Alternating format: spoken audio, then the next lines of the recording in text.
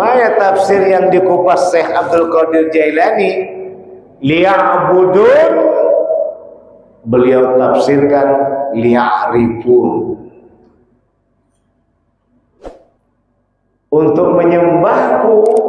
Dalam terjemahan dalam ayat Az-Zumar 56 tadi ditafsirkan Syekh Abdul Qadir Jailani adalah liya'rifun, untuk mengenalku. Dalilul aklinya dari kajian tauhid, bagaimana kita nak menyembah Allah bila kita tak kenal Allah. Bapak ditawarkan makanan, tak tahu bapak makanan itu, mau tak bapak nyantapnya? Ini contoh Pak, analogi contoh. Bukan kita samakan Allah sama makanan, tidak. Bapak dikasih minuman, tak bapak tahu minuman itu apa, mau bapak minum? Tidak. Pastilah kita kenal, ini minum apa. Coba awak rasa, betul nggak putih rasanya? Tawar, betul. Coba saya pastikan. Bismillahirrahmanirrahim. Alhamdulillah. Bapak coba juga lah minum Pak. Halo sahabat semuanya, salam giat. Berjumpa di channel Al.Andawi Andi. Jangan lupa klik tombol subscribe dan nyalakan loncengnya ya. Terima kasih. A'udzu billahi as-sami'il 'alim minasy syaithanir rajim. Bismillahirrahmanirrahim. Assalamualaikum warahmatullahi wabarakatuh.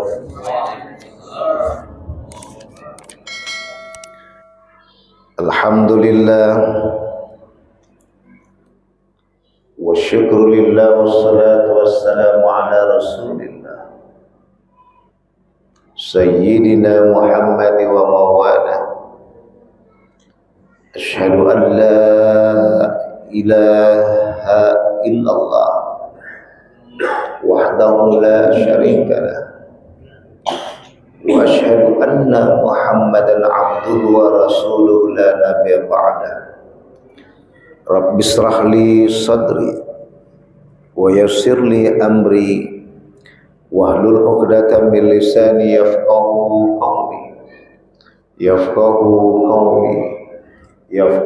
qawli amma ba'd. Wa qala Allah ta'ala fi kitabil karim fi surati Adz-Dzariyat bi ayati sadisa wa khamsin. A'udzu billahi minasy syaithanir rajim. Bismillahirrahmanirrahim. Wa ma khalaqtul jinna wal insa illa liya'budun. Tidaklah ku ciptakan jin dan manusia, tidaklah ku ciptakan jin dan manusia kecuali untuk menyembahku. Sadaqallahul azim wa sadaqar rasulun nabil karim wa nahnu ala dzalika minasy syahidin wa syakirin walhamdulillahi rabbil alamin. Orang-orang tua kami, bapak-bapak, ibu, saudara-saudari sekalian, jemaah ba'da salatil maghrib menjelang isya yang dirahmati Allah, jemaah Masjid At-Taqwa yang dirahmati Allah, amin ya rabbal alamin. Puja dan puji syukur senantiasa kita limpahkan kehadirat Allah Subhanahu wa ta'ala. Alhamdulillah, pada kali ini, bulan ini Allah sempatkan kita bersama. Kemarin nak pergi hujan lebat luar biasa, nyuruh kita jaga rumah masing-masing dengan cinta Allah yang penuh dengan kuasa. Salawat beserta salam tidak lupa pula kita turun pada junjungan baginda besar Nabi Muhammad sallallahu alaihi wasallam.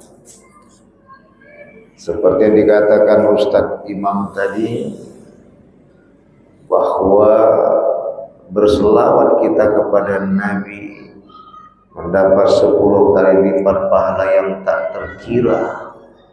Di mana keberkahannya? Usahakan penduduk langit dan bumi, bahkan Allah pun berselawat pada kekasihnya. Inilah yang dimaksud keturunan Nabi Ibrahim yang luar biasa. Buyutnya disebut bapak Nabi, cicitnya disebut dengan penutup Nabi dan Rasul. Masya Allah. Maka dalam hal ini kembali kita bersama mencintai beliau adalah langkah yang seharusnya. Tak bisa kita ngumpul begini kalau tanpa perjuangan Allah yang diterapkan kepada Nabi Muhammad sallallahu alaihi wasallam. Bahkan ada hadis Nabi lagi ya Ustaz, ketika disebut namanya Muhammad tak berselawat kita, kemurkaan akan tiba pada diri kita. Bukan murkanya Nabi Muhammad, tidak ada murka Nabi Muhammad Tuhan. Nah, meninggal saja beliau ucapkan ummati, ummati, ummati. Tapi siapa yang murka? Inna Allah wa malaikatahu yusalluna 'alan nabi. Tambah lagi, ya ayyuhalladzina amanu sallu alaihi wa sallimu taslima. Sesungguhnya Allah dan malaikat beserta seluruh penjuru langit dan bumi beserta isi berselawat kepada Nabi. Hai orang-orang yang beriman, selawatlah kamu padanya, selawatlah kamu padanya untuk meraih keselamatan dengan ridha Allah yang Maha Kuasa. Itu dia. Inilah yang dimaksud dalam hadis qudsi Nabi Muhammad SAW, kuntu kanzan makhfiyah. Bersabda Rasulullah, berfirman Allah, sungguh aku adalah harta karun yang terpendam. Maka kuciptakanlah makhluk. Siapa makhluk itu? Ialah Muhammad. Jadi pertama kali yang Allah ciptakan langsung dengan tangannya yang Pak adalah cahaya Muhammad. Dari cahaya Muhammad itulah terciprat, terpancar menjadi langit dan bumi beserta isi. Itulah mengapa mereka semua berselawat pada Nabi. Baik, bukan itu kajian kita. Ini teringat tadi menyambut apa kata Ustadz Imam tadi. Bapak dan Ibu yang dirahmati oleh Allah. Jadi kita balik lagi ke awal kajian akidah nih, usuluddin nih, tauhid nih. Kalau putus susah dia nyambungnya lagi. Maka kita ulang lagi dari awal. Awalnya yang mana? Masuk kita kepada hakikat. Hakikat jin dan manusia itu diciptakan untuk apa? Al-Dzariyat ayat 56 tadi dinyatakan oleh Allah jelas, tidaklah kuciptakan jin dan manusia kecuali menyembahku. Nggak tahu kita tuh. Tapi yang menarik dalam tafsir Jailani, Syekh Abdul Qadir Jailani, beliau menyatakan, siapa Syekh Abdul Qadir Jailani ini, Pak? Beliau adalah seorang waliullah, Ghaidul A'zam. Setelah Waliul Qutub, Ghaidul A'zam. Maka beliau adalah pemimpin kedua dalam kewalian. Beliau berada kurang lebih di abad ke-12, 1100-an. Selisih dengan Syekh Junaid Al-Baghdadi kurang lebih itu 200 tahun alias 2 abad. Kalau Syekh Junaid Al-Baghdadi tahun 900-an alias abad 10, beliau kurang lebih abad 12. Syekh Junaid Al-Baghdadi ini pernah nyatakan dalam menyampaikan pengajian dengan muridnya, tiba-tiba ekstase, mabuk gitu loh, mabuk dalam keadaan istilah ngomongnya ngelantur.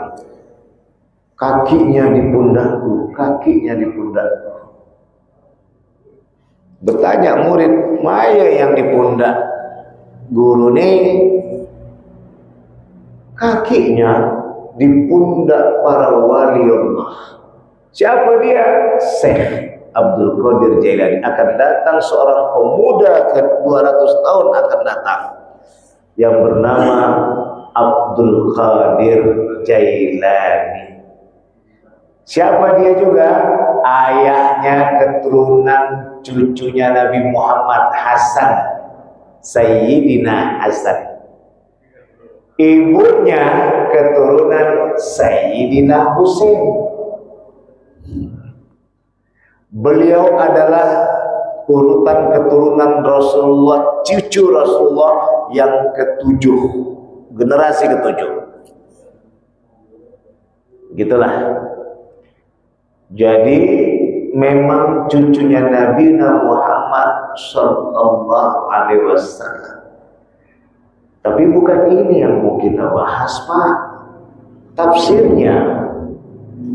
Maya tafsir yang dikupas Syekh Abdul Qadir Jailani, liya'budun, beliau tafsirkan liya'rifun.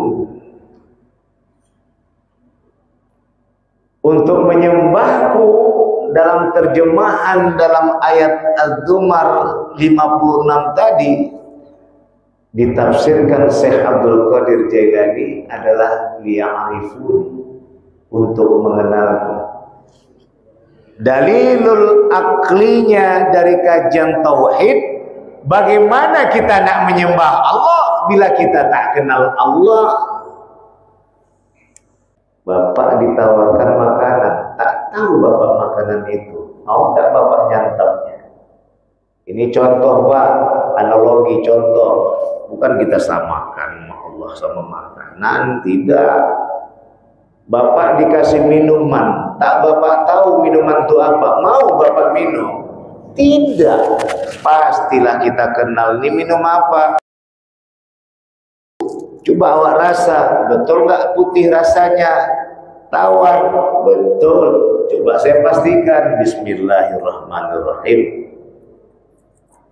Alhamdulillah. Bapak coba juga lah minum, Pak. Awak memang tak sempat tadi minum. Habis nyantap makan malam tadi lupa minum, kejar sini. Liya'rifun, itulah maksud dari liya'budun. Nih nanti masuk kaji khudu khusu. Khudu itu kajian fikih, Ustaz. Khusyuk itu kajian tauhid dan tasawuf. Di situ nanti masuk kepada kaitan hadis Rasulullah, man arafa nafsahu faqad arafa rabbah. Siapa yang mengenal dirinya, siapa yang mengenal dirinya, sungguh ia mengenal Tuhannya. Betulnya itu betul. Mana kaji? siapa diri kita nih. Maka Allah berfirman, Rabbana la tu'akhidna in nasina au akhtana wa Tuhan kami, janganlah kau vonis kami dari perbuatan kami, bila perbuatan kami tak luput dari lupa dan salah, bila perbuatan kami mengandung kelupaan, akhirnya berangsur menjadi perbuatan penuh kesalahan. Lupa kita datang tiba bebenang. Tak ada selembar kain pun di badan kita, Pak. Tak ada selembar kain pun di badan kita, Bang, Ibu. Gak ada. Lupa kita. Ketika kita lupa, maka kita merasa diri kita segalanya. Lakukan kesalahan pula kita. Tapi ketika kita sadar bahwa kita makhluk yang tidak luput dari lupa dan salah, sadarlah kita makhluk yang lemah. Lemah cemana, nah Ustaz? Lemahnya hati dan pikiran, membuat ganas dalam berbuat, tak adil dalam memimpin rakyat, tak adil dalam mengarahkan harta, tidaklah baik perbuatannya. Ini dia. Karena lemah hati, lemah pikiran, tidak bijaksana dalam sebuah perbuatan. Inilah yang disebut dengan kita makhluk yang lemah nih. Maka kita dikenal dengan hayawanun natiqa. Minta izin ambo. Dia udah di awalilah al-insan hayawanun natiq. Manusia itu hewan yang berpikir. Kemarin dibunuhnya mak ayahnya sama kakaknya semua. Tega, hanya gara-gara dibilang dia belum dapat kerja dan lain sebagainya. Masya Allah, apa tandanya ya? Sudah lembung akidah keislaman kita, betul-betul lengket Islam itu hanya di KTP saja. Habis tadi.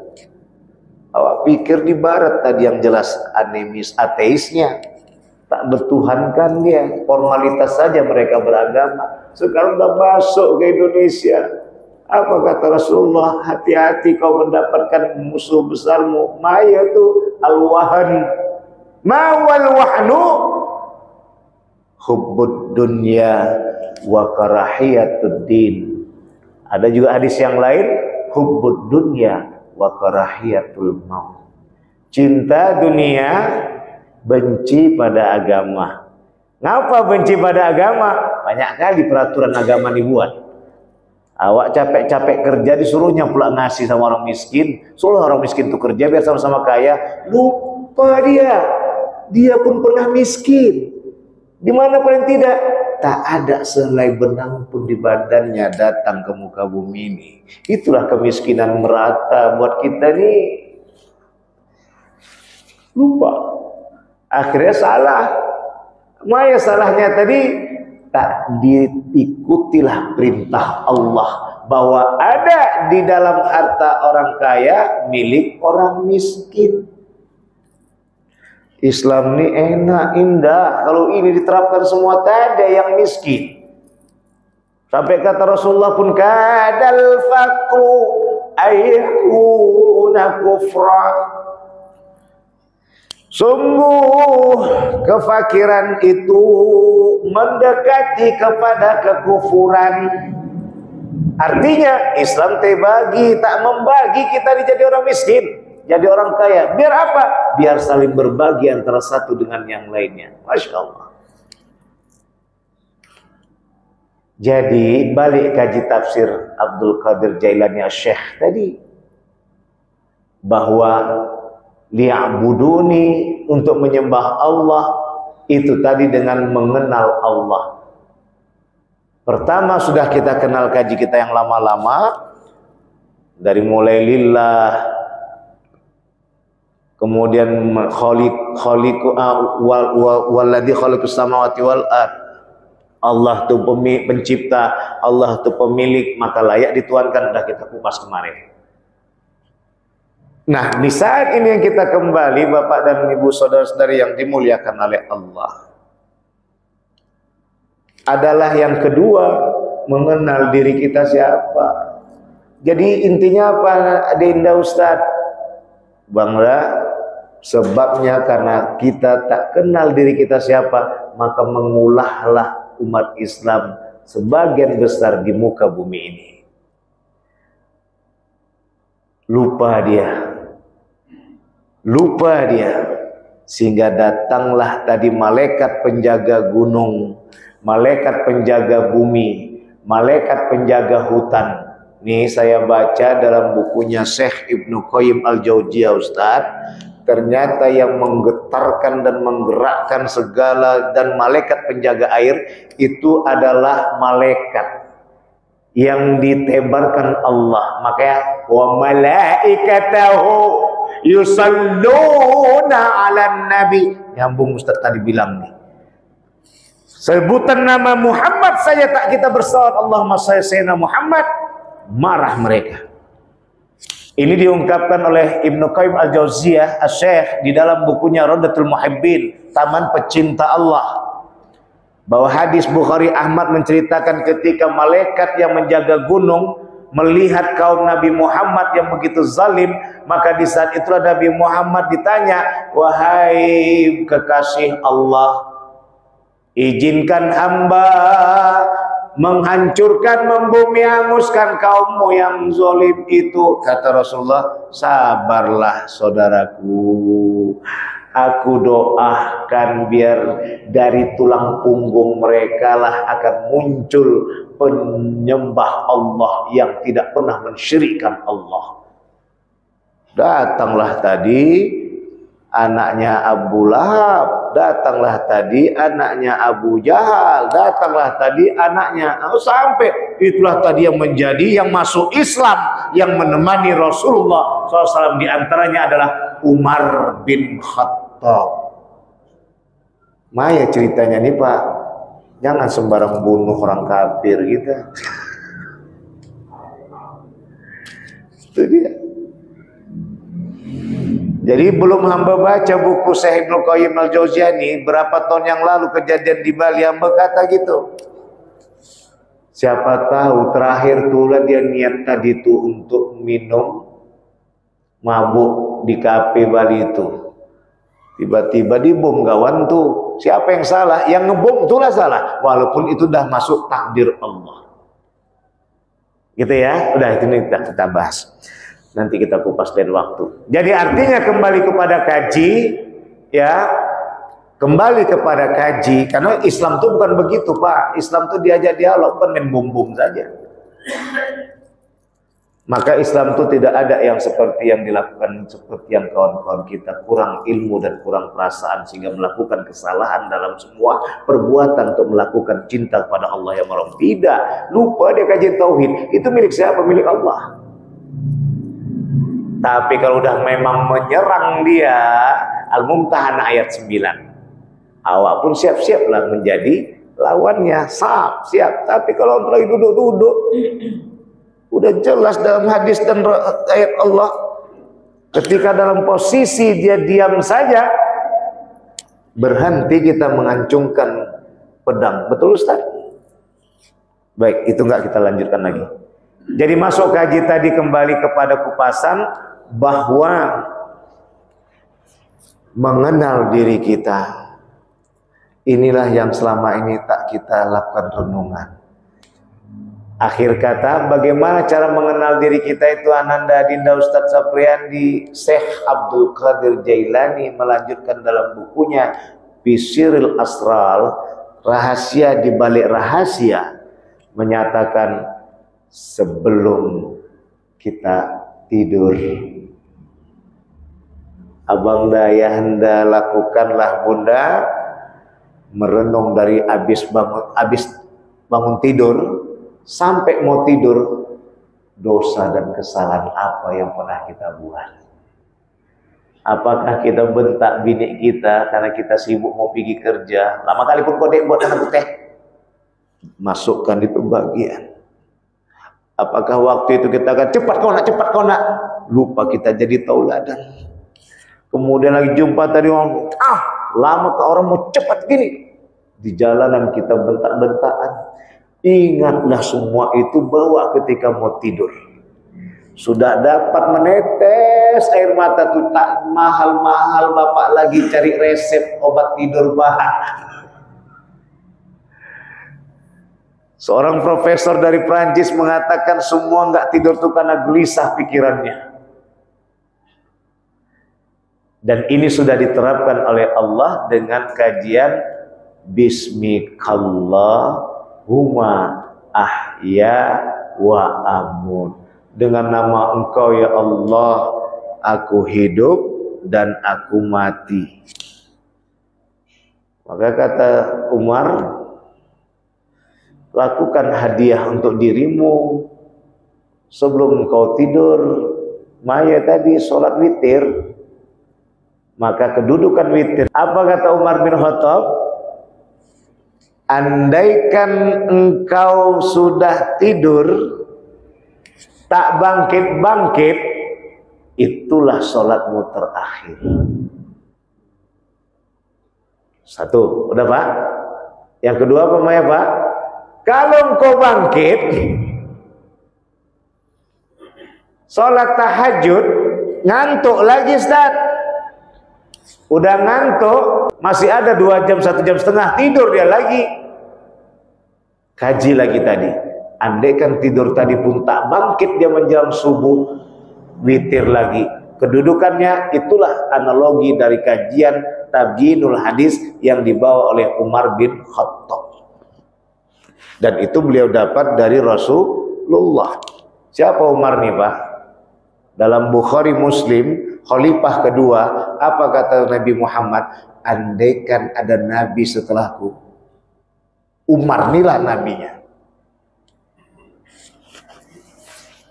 Andaikan ada nabi setelahku, Umar bin Khattab inilah nabi setelahku. Tapi tak ada lagi nabi setelahku, kata Rasulullah. Artinya apa? Disitulah saya pakai tadi hadis sahabah.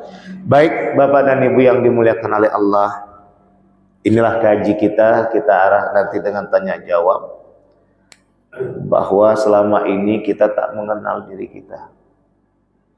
Ketika tahu kita tidak luput dari lupa dan salah, berarti kita harus bergantung hanya kepada siapa Pak? Allah. Lupa kita, maka kita selalu zikrullah, ingat Allah.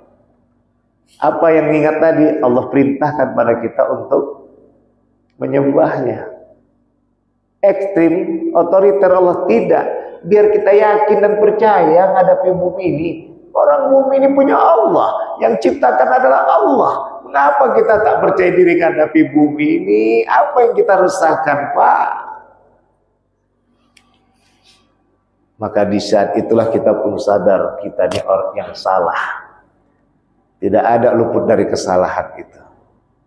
Maka itu saja yang dapat kita sampaikan. Insya Allah mengenal diri kita, maka kita akan masuk mengenal Allah, maka kita menyembah lebih seksama. Nggak usah pakai berapa semester Bu, cukup aja itu dah. Iya ya, aku lahir tak ada bebenang dalam muka bumi ini. Sekarang Fortune berapa biji di depan rumahku. Susah kali aku untuk nyadar diri bahwa itu adalah la haula wala quwata illa billahil aliyyil. Tidak ada daya dan kuasa kecuali Allah yang Maha Kuasa. Allah yang mengkuasakan itu sehingga datanglah rezeki bagi dirinya dan dia bisa membeli Fortuna tadi, tapi dia lupa bahwa itu adalah karunia Allah Subhanahu wa ta'ala. Pada Allah mohon ampun, pada bunda ayahanda sekalian saya minta maaf. Akhir kalam, assalamualaikum warahmatullahi wabarakatuh.